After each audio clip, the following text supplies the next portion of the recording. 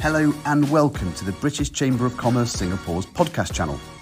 With over 15,000 downloads since launch, we are excited to bring you Season 4 featuring in-depth content on business, global affairs and news across Singapore, ASEAN and the United Kingdom.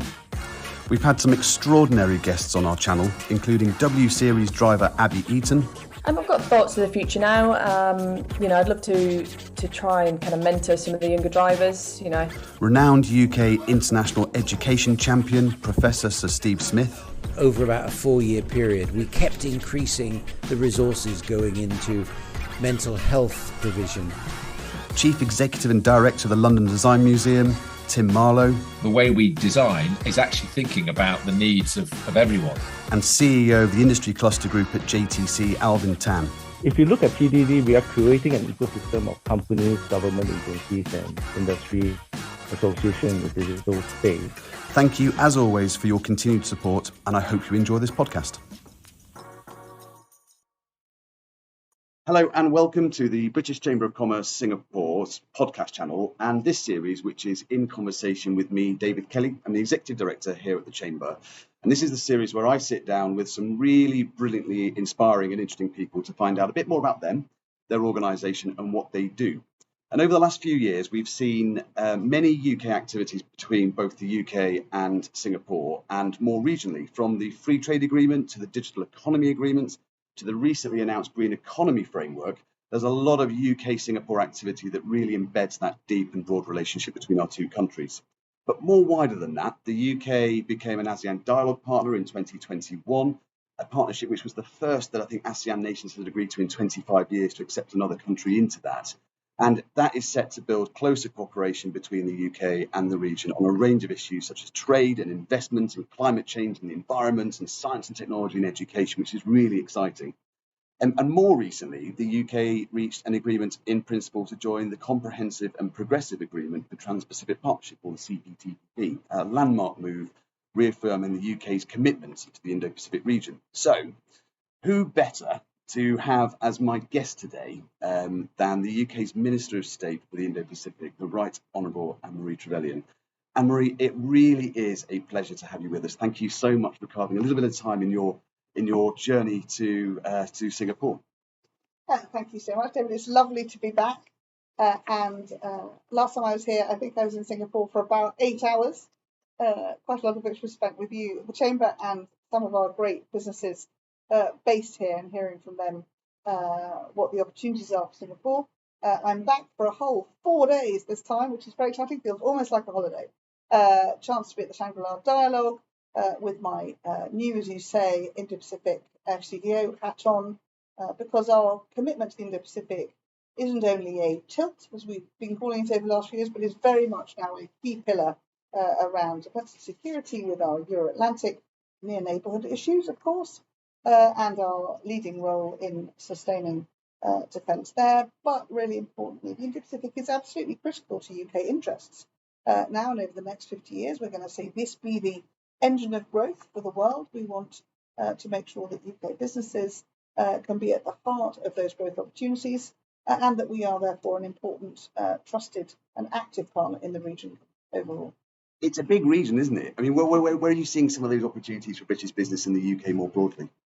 So you're right, it is a big region. When I look at my map, which I've got in my office, it goes from the edge of Africa all the way to the edge of America. So it's a vast region. There's a lot of water in that as well. And that's a really important part of the work that we want to bring to the party through ASEAN, through the ASEAN countries, but also more widely as part of not only that maritime security, but to the point you made around challenges around climate, the impacts that climate change is having on the oceans, and indeed on some of the challenges that the smaller countries, particularly in the region, are being affected by. So really, really important to look at the region as a whole, but also to build relationships in different ways with many of the countries across the region.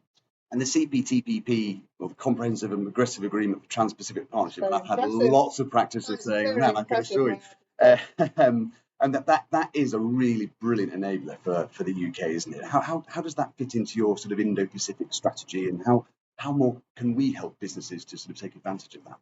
So it's really exciting, and I was so pleased. In fact, I was in Japan when it was announced, so I was able to champion it from that side of the world. Lovely to see it come to fruition. So important with the UK and Ireland, an £11 trillion proposition in terms of marketplace.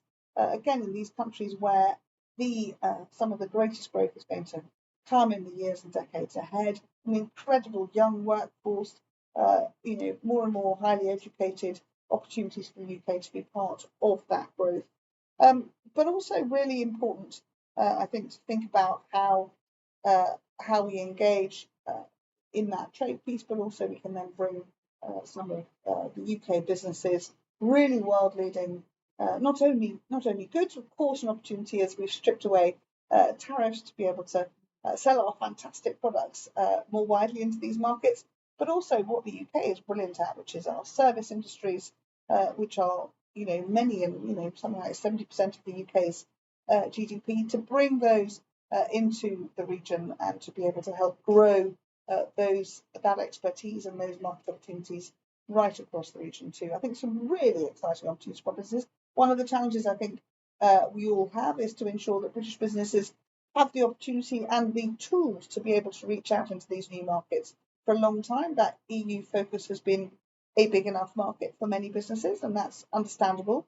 What we've done in coming out of the EU and opening up our global networks and building these new trade deals, Australia and New Zealand FTAs came into force this week, for instance, is making it much, much easier to trade and see opportunities in these growing markets. So I think the Chamber's got a really important role, an incredible network that you bring across the region, globally, of course, but across the region here, to draw and encourage businesses to see the opportunities in the region. Singapore, obviously a very like-minded country, easy to see the opportunities, easy to see in some of other countries where we've perhaps had less business-to-business relationship in the past. The Chamber is going to be critically important to helping build that understanding, the local distributor question, the local legal service question, the issues that a business needs to know. Great SME, in the northeast of England, in my constituency, fantastic product. How do they think, oh, Indonesia has a whole new market for us? That's where the Chamber is going to be a really important partner. And I really like that, because when the CPTPP announcement was made, we'd galvanised the other British chambers in those markets to have a statement to amplify the importance of this for the UK economy, because it's a really big, important step. What is it that I and the team here can do better to help businesses from maybe your constituency or wider across the UK to present those opportunities? And what can I do better at to help with that process? I love it when someone offers free help. You're a very brave man. I think it's partly about filtering through the markets here, understanding what they look like, and if you sit back in in ANIC in the central market, there's just some fantastic, some fantastic businesses that make fantastic produce, but also some amazing service industries, some high tech, some cyber businesses lurking quietly in these little small towns. But what they're designing, what they've created is world class. They just are still, as an SME, learning to see how they can build their market share. So where the chambers can bring incredible value is that helping and reassuring hand. And it's a matching service to a point, of course it is, isn't it? But as we do more of it, it becomes easier. Like anything, we're going to have those who are going to step into the region. The big boys, the multinationals, they can do this. And they're really important. Perhaps they need to find a way to act as mentors, I think, for some of the SMEs with really exciting opportunities in the region, but they don't necessarily know how to do it. I think there's an opportunity to link up, the big guys and the small guys to help maximise that UK interest opportunity. Fabulous, and we're very happy to present those opportunities when we see them back through your colleagues at the High Commission here as well. Now, the last time I saw you was last year on a very, very quick visit. We were all masked up, but it was a really important time of the year where you were signing the Digital Economy Agreement with the Minister in charge of Trade Relations, Minister Eshwaran here. How's that gone? Because it's a world-leading agreement, isn't it? It's got a lot of detail in there, and we're hugely passionate about it. And what's happened since your last visit? Well, thank you for championing it. It's something I'm really proud of. It was the first Digital Economy Agreement for the UK, and it is, I think, really world leading. Again, as I say, UK, Singapore, very like-minded, similar ways of doing business. So it was a great country to do our first DEA with. And indeed, I think has been looked on by others with oh, that's interesting. How can we have one? And that's a good thing. But I think it's really interesting to see business already benefiting from it. Here, very much, the practicalities around the provisions on movement of data, data non-localization and source code protection, really, really important anchor points for businesses to know that they can bring their businesses here, alongside those, what are in many ways simple things, stripping away cost by the use of electronic payment systems, those practical tools that make it easier for businesses that sit in different parts of our physical planet to do business effectively and use technology to see that maximal benefit. So really exciting to see it up and running. The High Commission hosted 24 British tech companies at the end of last year, UK tech and Singapore, and I think we'll want to see continuing development of those opportunities, those trade missions, to really understand how we can maximise that use. And I know that your members are doing work on supply chain logistics and data sharing, really, really important. It's that gritty practical stuff. That was the point of the DEA. It's how do we unlock and demonstrate what two like-minded countries who have a similar perspective on the digital economy and want to maximise its value, particularly for our SMEs, to see that get up and running. So signing it was just, I would say, it was opening the door, and now it's encouraging, and we're seeing already many businesses walk through that door and take advantage of it. It's really exciting. And just for our listeners to sort of really understand that in some local detail, we had 3 chamber members here that have signed a tripartite agreement to go and actually drive the digital economy agreement. So Logchain, TMX and Hurricane. So they really took that seriously. That's now linking into our Transport, Logistics and Supply Chain Committee that are looking at what is that practical movement of goods digitally, and how does that work, and how do we get some of the larger manufacturers on board to help us through that process to spot those gaps, etc., and really drive it. So really, really good. You make me happy. You see, it was worth doing. Excellent. So can I give you a crystal ball? I mean, what is the future of your role look like as the Minister of State for the Indo-Pacific?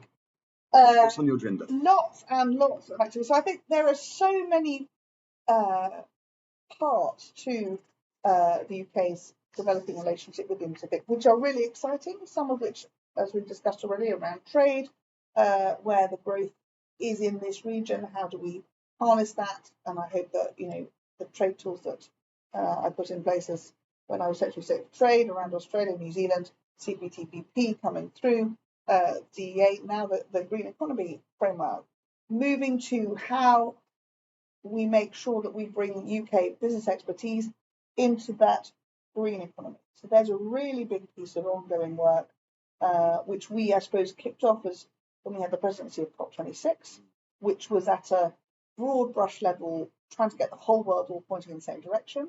And I think Alok Sharma's leadership was extraordinary in doing that. We saw a complete shift in that commitment. And I think something like 85% of the region's countries making those net zero commitments. Delivering on those is the great challenge. It's not only about money, it's about expertise, it's about shared knowledge. In the UK, we've been driving forward those technologies from offshore wind to now looking at the CCUS challenges and opportunities, grid restructuring, potentially creation of hydrogen supply chains, transforming housing. That huge areas where we need to shift the dial for us to meet our own net zero towns, but how do we also bring that expertise to bear and to draw in international finance to help countries in the region meet their own net zero challenges? So 2 particular projects that I've got focused on around Vietnam and Indonesia's JETPs, so helping them with an international finance lens to start and move at pace on their clean energy journeys, which are very, practical, difficult things. And one of the challenges around all of this is, stepping away from coal, and that is a big transition to make and requires a lot of investment, requires a lot of reskilling and upskilling of workforces. So there's a huge amount, both of opportunity and under time pressure to help these big economies to make change. So that's also a big part of the work. And thinking about, as I say, a huge amount of my region is water, big oceans, much of which obviously is in the international waterways space, making sure that we are demonstrating and bringing our responsible oceans management to bear in keeping the sea lanes free and open, but also working with countries who have their own EEZ responsibilities for their areas of water, to look after them, to protect them, and to understand that 30 by 30 ocean challenge, which was agreed in a treaty just earlier in the year. How do I, as a Indo-Pacific country, make sure that I'm doing my bit responsibly, and what are the tools that I need? So the UK has enormous skills around hydrographic work, around maritime domain awareness, and managing those alongside the challenges, for instance, of plastic pollution, a big global challenge. But actually, some of the region's countries are feeling the sharp end of decades of all of us not taking that seriously.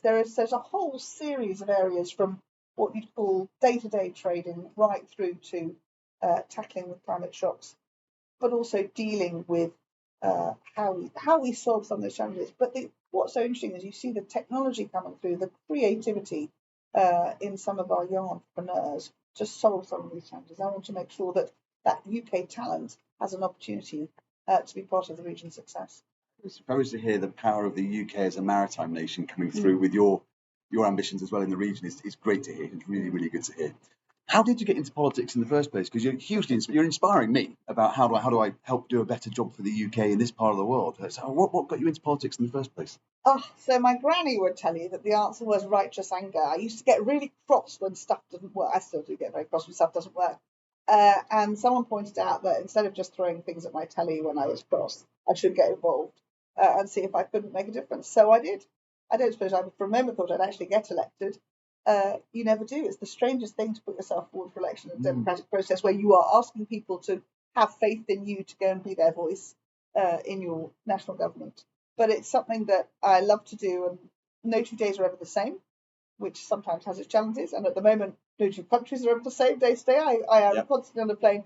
But the opportunity to champion, my little patch of the United Kingdom, the most northern English constituency, for a voice, to make sure that it's well heard in the UK, and then to be out on the international stage, think about how, I do, and I always go back to, will this be good for Alnwick? Will this be good for Wooler? My little towns in my constituency, what we do globally needs to make sense to them, just as much as we speak in a, big picture way. And it's an extraordinary honour to have the chance to really drive forward the policies. I'm a very long-term thinker, and I seem to have a strange skill to be able to see through the fog to where we're trying to get to, and then work backwards to what that route might be. So I think I'm probably one of the politicians in our government who has now the extraordinary opportunity to think long-term and to try and set in place these important anchor points that then allow everyone else to crack on in what is a changing environment. We can't get away from the fact that the world is not perhaps as stable or calm as it was. We've been hit by a global pandemic. The war in Ukraine has triggered unbelievable energy price hikes, food disruptions for our, some of the poorest countries in the world who are reliant on the wheat and indeed some of the fertilizers coming out of Ukraine. Those disruptions mean that we've all got to be, as leading economies, much more robust and much more able to sustain ourselves in a more resilient way, and to support those who need our help to be able to do that because their agency is smaller. How do you long-term think locally with your constituency, but long-term think internationally with your Indo-Pacific hat on as well? I mean, how do you balance that internally? How do you process that? It's not a matter of balance. It's both. So North Northumberland is home. Yeah. So that's part of my, it's part of my DNA. That's just everyday life. And when I go and do my shopping, I get home on a Thursday night and I nip into the local supermarket to do my shopping. I always have effectively a 2-hour surgery, as everyone has an opinion on what's been going on. It's a really good way to catch up with whether the GP services are working or not. But it's also, and I'm fascinated by this, people will say to me, because, we share what I'm doing. I'm, very proud of the work I'm doing for UK PLC out and about. And people in Alnwick or in Berwick have an opinion on when I was in Vietnam. I saw you were in Indonesia. I saw you were in Japan. And what is it about this? And it's extraordinary how that local content feeds through, because people, of course, are as connected as you or I are. You're sitting in Singapore, I'm here today, and I'll be in Laos on Monday, and I'll be in Paris on Tuesday. But it's all connected because everybody's relationships with the rest of the world are their own, but they are all interconnected. So they're indivisible in many ways. The challenge is to make sure, always to remember that protecting, sustaining and growing UK interests is at the heart of what I am responsible for doing, whilst also being a good international partner. Minister, it's been really brilliant to have you today, and I really thank you for your time. There is one last question that we ask everybody on this channel, which is, if I could throw you for a moment the British Chamber of Commerce Singapore's time machine, and with all of the knowledge that you've amassed today and the thinking of the job and the experience that you've got, you could take yourself back to a younger you and give yourself some advice, what would you tell yourself, and when would it be? What would it be? So as a woman, so I trained as a chartered accountant. So I was, in the City of London in the early 1990s when there weren't that many of us who were women in the finance sector, but a sector that was very open to it. They wanted talent. It was really interesting. And I look back now and I think, gosh, they were very forward thinking. So I think I would say to my younger self, absolutely have confidence in yourself. You are as capable as anybody else. Don't think you can't do something. And I think to every young woman out there, I would say, whatever it is you want to do, don't think you can't, because you can. And if there seems to be a blocker, there are many, many around who will support you. The trick, I think, for young women is to ask. Because women are bad at asking. They think it looks too difficult and they step away. Don't step away. Minister of State, Indo-Pacific, Anne-Marie Trevelyan, thank you so much. It's been a pleasure. Thank you. Thank you for tuning into this episode of the British Chamber of Commerce Singapore's podcast channel. Before you go, don't forget to subscribe, and why not leave us a rating and review on Spotify, Apple, Google and the other podcast platforms. For more information about the Chamber, please visit our website at www.britcham.org.sg and tune in next time for a brand new episode.